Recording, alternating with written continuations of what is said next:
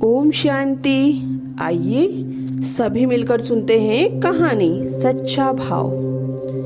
एक लड़की थी जो कृष्ण जी की अनन्य भक्त थी। बचपन से ही कृष्ण भगवान का भजन करती थी, भक्ति करती थी। भक्ति करते करते बड़ी हो गई। भगवान की कृपा से उसका विवाह भी श्रीधाम वृंदावन में किसी अच्छे घराने में हो गया।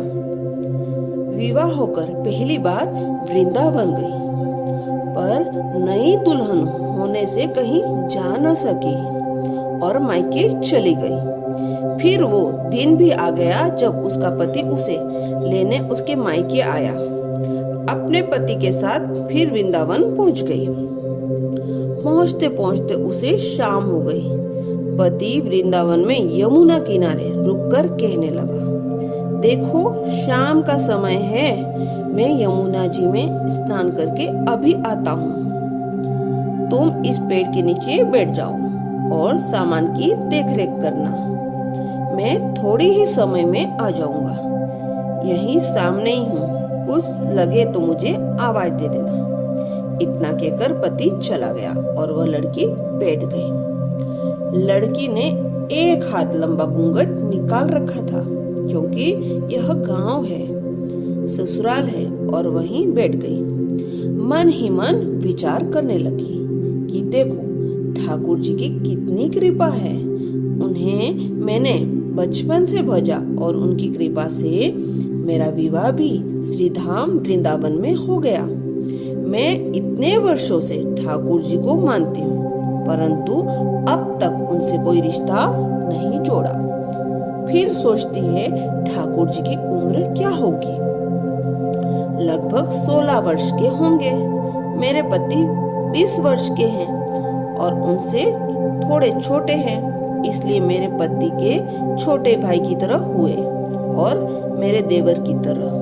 तो आज से ठाकुर जी मेरे देवर हुए।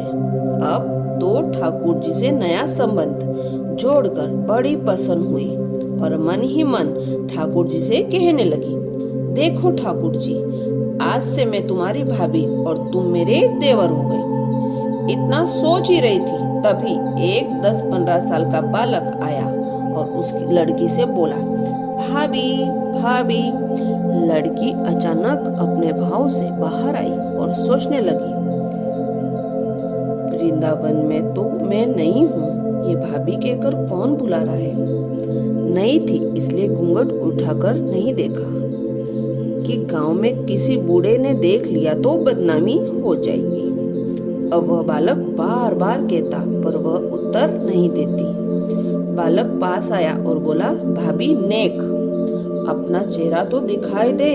अब वह सोचने लगी, अरे यह बालक तो बड़ी जिद कर रहा है, इसलिए कस के घूंघट पकड़कर बैठ गई कि कहीं घूंघट उठाकर न देख ले।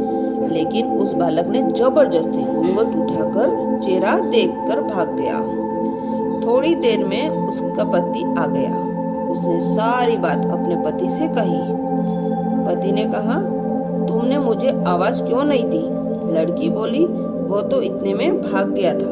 पति बोला, चिंता मत करो, वृंदावन बहुत बड़ा थोड़ी ही है। कभी किसी गले में खेलता मिल गया तो हड्डी पसली एक कर दूंगा, फिर कभी ऐसा नहीं कर सकेगा।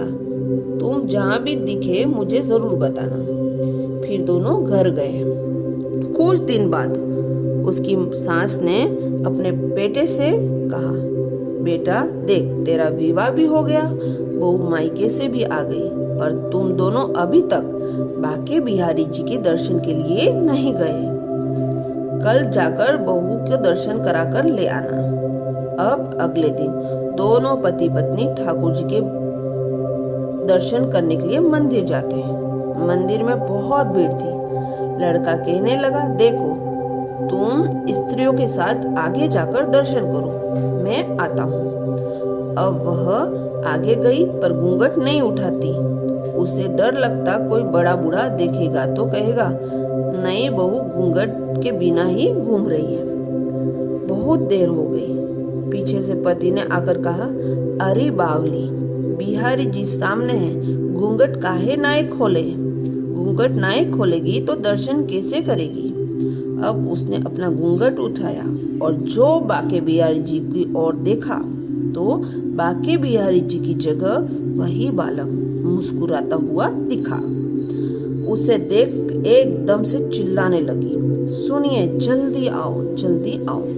पति पीछे से भागा भागा आया और बोला, क्या हुआ। लड़की बोली, उस दिन जो मुझे भाभी भाभी कर भागा था वो बालक मिल गया।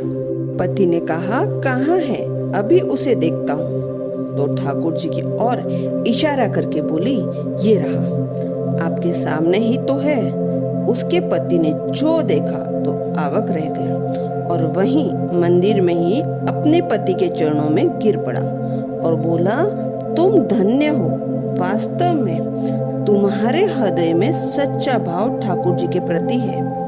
मैं इतने वर्षों से वृंदावन में हूँ, मुझे आज तक उनके दर्शन नहीं हुए और तेरा भाव इतना उच्च है कि बिहारी जी के तुझे दर्शन हुए। अच्छा, ओम शांति।